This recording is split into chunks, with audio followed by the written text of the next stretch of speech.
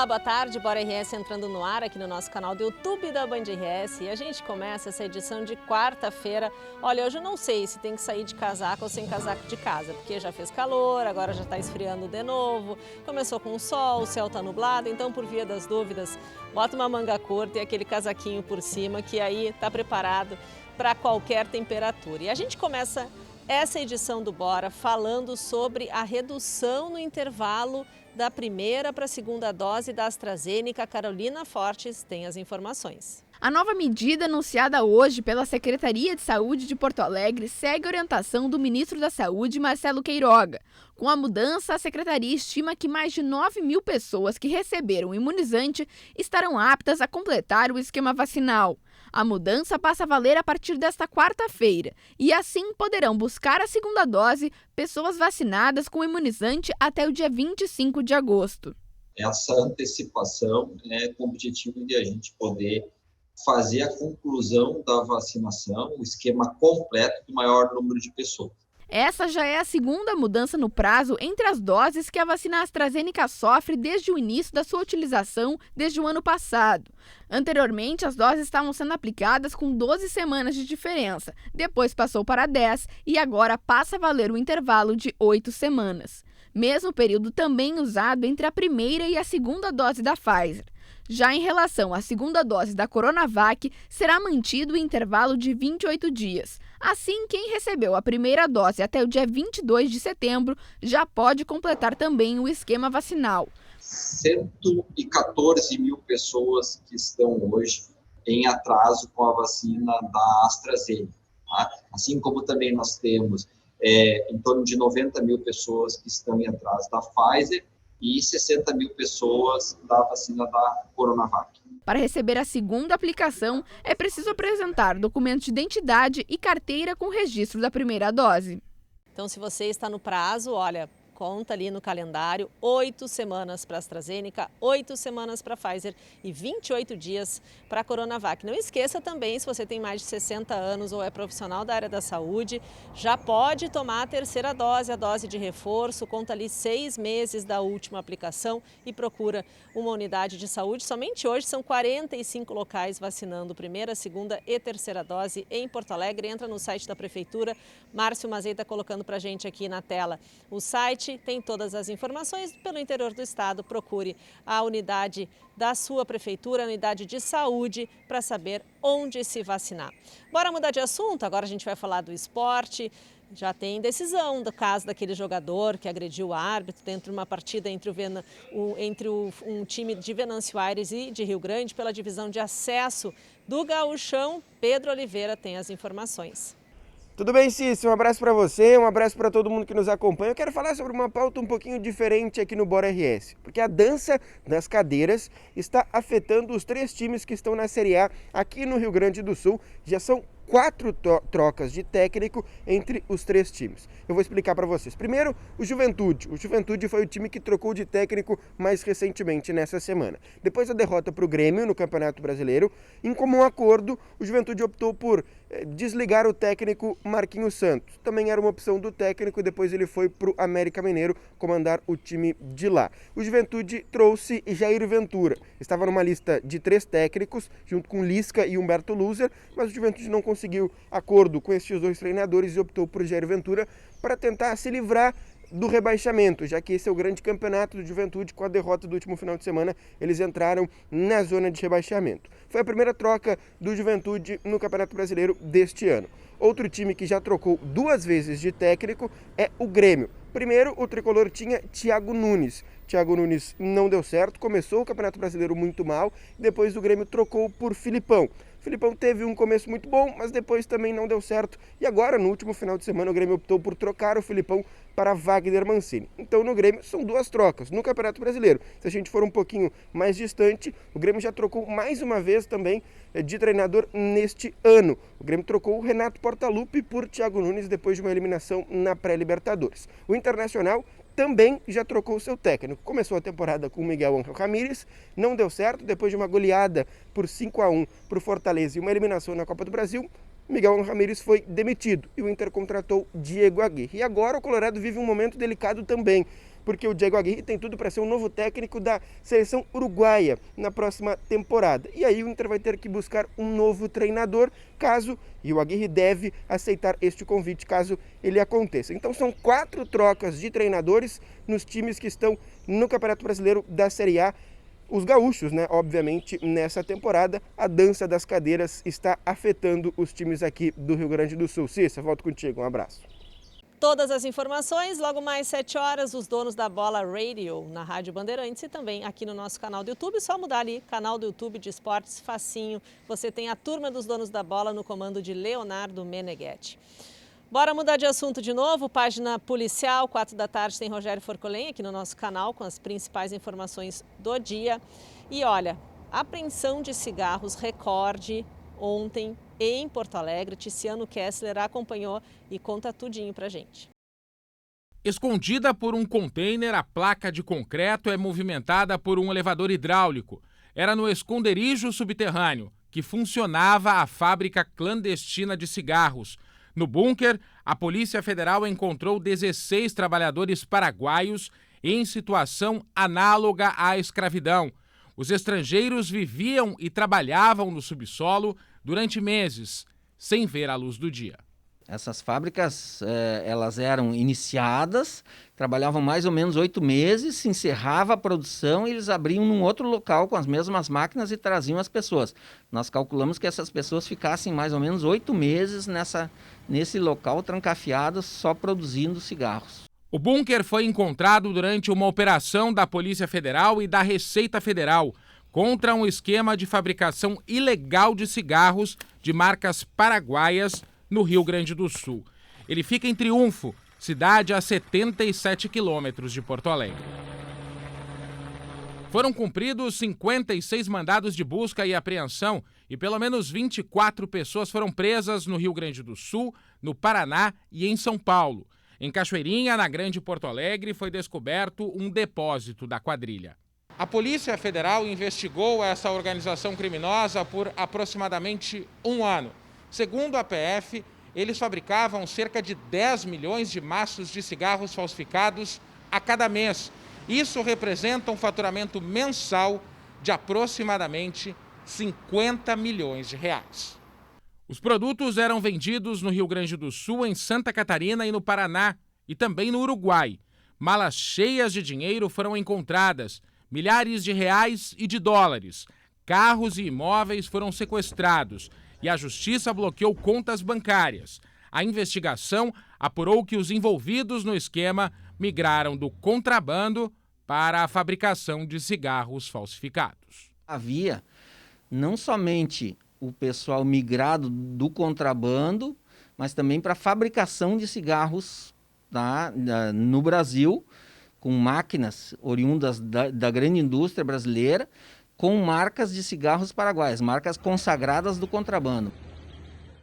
Agora a gente vai até Cachoeirinha, situação dramática para os moradores. Olha, quase 20 dias sem recolhimento de lixo pela cidade. Osíris Marins, esse é o assunto dele aqui no Bora de hoje. Boa noite, Sérgio. Boa noite, Lúcia. Boa noite. O que acontece em Cachoeirinha é uma crise sanitária, é um escândalo. 18 dias que a população está à mercê de não ter a sua coleta de lixo. Imagine, você passa algumas horas sem retirar lixo, já é um absurdo. 18 dias se passaram, mais do que 2 semanas. Já foi-se a primeira empresa que teve os contratos rompidos, a segunda que não assumiu, a terceira não apareceu no sábado, nem no domingo, nem na sexta passada, o prefeito deixou correr, o prefeito em exercício. Agora vai para a 4ª empresa, tem alguma coisa muito errada nesse processo. Por que nenhuma empresa quer assumir o serviço? Ora, se nenhuma empresa assumir o serviço, o prefeito, além de decretar emergência, tem que fazer um mutirão. Ou chama a brigada, ou chama os bombeiros, avisa a Grampal, alguma coisa tem que ser feita. O lixo que você está vendo aí tem que ser recolhido. Não pode simplesmente estar esperando a empresa que não assumiu até hoje. 2 caminhões que vêm de Minas Gerais vão suprir a necessidade ou não? A população está aí, a assistir o acúmulo de lixo. Não mais na frente de casa, mas também no meio das ruas. Alguma coisa é feita no centro de Cachoeirinha, mas os bairros estão abandonados. Que gestão é essa? O prefeito assumiu na esteira do que saiu. É o prefeito em exercício. Tem que dar uma solução de emergência. Eu sempre digo, emergência se trata com emergência. Tem de se fazer um mutirão enquanto as empresas não assumem. E quando a 4ª empresa vai assumir e não assinou contratos ainda, tem algo muito errado, precisa ser analisado. O Ministério Público já apurou irregularidades na gestão, afastando o prefeito. Agora tem algo mais errado ainda. Se está na quarta empresa, já não é mais pelo menor preço. Está naquela que aceitaram o serviço. Puxa vida, a população merece mais respeito nesse momento. Paga impostos, tem que receber a prestação de serviços. Desta forma como está aí, não se suporta mais. Há que se fazer um grande mutirão e acertar esse mutirão, atuar nos bairros para fazer o recolhimento. Senão a crise sanitária só aumenta. Vale lembrar que estamos em meio a uma queda do coronavírus. Imagine com esse lixo todo espalhado, sendo aberto por cães aí e prejudicando a vida das pessoas. A gente fica torcendo aí que essa situação seja logo resolvida. Havia uma promessa para hoje, né? Para a chegada de caminhões que pudessem fazer esse recolhimento do lixo. 10:07, Lúcia Matos e Sérgio Stock atualizam essa informação sobre o lixo, o recolhimento de lixo na cidade de Cachoeirinha, região metropolitana de Porto Alegre. Bora falar de emprego. Ontem a gente adiantou aqui no Bora, né? Esse bom momento de bares e restaurantes que voltaram a contratar depois de um período fechados em função das restrições em meio à pandemia. Agora, a reportagem completa com o Cláudio Pato e a Brenda Aurélio. Na hora do almoço, o movimento desse restaurante que fica no centro de Porto Alegre é bem intenso. O buffet livre com preço atrativo é a aposta do dono do estabelecimento para a retomada dos negócios. Como a gente consegue fazer isso? Através de muita negociação com o fornecedor, renegociação com o aluguel, com o condomínio, com os prestadores de serviços. Então, onde antes a gente tinha muitos fornecedores que nos traziam as coisas, algumas coisas nós estamos indo buscar, nós vamos na Ceasa pegar os hortifrutis granjeiros, nós vamos atrás de promoção, seja onde que elas estejam. Então a gente está sempre negociando muito com os fornecedores que nos trazem e ligado nas promoções que eventualmente aparecem. Assim como nesse restaurante, outros negócios estão sentindo que a vida financeira vem melhorando a cada dia. As pessoas que antes estavam em home office, almoçando dentro de casa, agora estão de volta às ruas e procurando por refeições como essa, bem servidas, fresquinhas e com preço acessível. Heraldo conta que apesar do aumento de preços dos alimentos essenciais, como arroz, feijão e carnes, eles estão conseguindo operar com buffet livre e ainda incluíram um copo de suco natural para complementar a refeição. A partir de janeiro de 21, a gente colocou o suco natural incluso, prevendo que está uma retração financeira, né? Todo mundo vai perder poder de compra. A gente procurou fazer uma relação custo-benefício para o cliente e botou o suco incluso no preço. Segundo a Associação Brasileira de Bares e Restaurantes, os comerciantes já estão equilibrando as contas. Em último levantamento da instituição, apontam que 31% pretendem aumentar o quadro de funcionários da empresa pelo aumento de movimento. Mas para a diretora executiva da Abrazel, apesar da boa expectativa do setor, esse ainda é um momento de alerta, para que os comerciantes paguem primeiro os empréstimos e contas extras que foram feitos durante a crise da pandemia. A gente sim está vendo uma luz no horizonte, eles estão começando a conseguir superar, né, a pandemia, mas existe ainda toda uma necessidade de pagar as dívidas, né, cumprir com despesas, principalmente impostos atrasados. Então, aos poucos, sim, eles estão retomando. Alguns projetos em torno de 6 meses para conseguir trabalhar no azul, né? Outros um pouquinho mais, mas existe sim uma perspectiva. É exatamente isso que o Heraldo está fazendo para manter o restaurante funcionando. Todo mês a gente consegue aumentar o nosso faturamento e com isso a gente consegue estar repondo o nosso quadro, né? Nós já chegamos a ter 17 funcionários. No auge da crise, quando estava tudo fechado, a gente chegou a estar com 4, né? E agora a gente já está repondo, já estamos com 9, e a expectativa é que até o final do ano a gente contrate mais 2, chegando a 11, e se preparando, né, para que cada vez que a coisa retome mais a normalidade, a gente possa estar preparado para atender melhor o nosso cliente. E tem dobradinha do Pato e da Brenda também no Banho de Cidade hoje falando sobre vacinação. Olha, tem um dado importantíssimo, a Brenda vai trazer um teaser, como a gente diz no jornalismo, vai antecipar algumas informações. Fala aí, Brendinha. Exatamente, Cissa. Em um dos grandes hospitais aqui de Porto Alegre, o Grupo Hospitalar Conceição, hoje são 41 pessoas que estão internadas em leitos de UTI e 65% dessas pessoas não estão com a vacinação em dia. Em outro grande hospital, o Hospital de Clínicas, 50% dos internados também não tomou a vacina contra a Covid-19. Isso é um reflexo dessa baixa adesão, essas pessoas que ainda não buscaram os locais para fazer a vacinação ou da primeira ou para completar o esquema de vacinação em Porto Alegre. São mais de 204 mil pessoas que estão com as doses atrasadas, cerca de 90 mil pessoas que não tomaram a vacina da Pfizer, a segunda dose, e mais de 114 mil pessoas que não tomaram a segunda dose da AstraZeneca. Em Porto Alegre são vários pontos de vacinação que estão disponibilizando essas vacinas para que as pessoas sigam se protegendo contra a Covid-19. A reportagem completa, então, 10:07 no Banho de Cidade. E agora a gente encerra essa edição do Bora falando sobre uma exposição, uma atração cultural aqui na capital gaúcha para você olhar a cidade com outro olhar. Hoje não é dia de Kleber Benvenu, mas a Carol conta que exposição é essa. Sobreposições sobre um mesmo ângulo que cria um resultado que nunca vai se repetir. Essa é a ideia da técnica de overlapping, que o fotógrafo e publicitário Manuel Petri utiliza na sua nova exposição As Cidades Oníricas. A mostra traz paisagens urbanas propondo uma releitura poética desses espaços consolidados e comum para quem vive nas cidades grandes. Com a técnica, ruas, avenidas e prédios perdem os parâmetros óbvios e, assim, ficam submetidos à releitura de cada observador.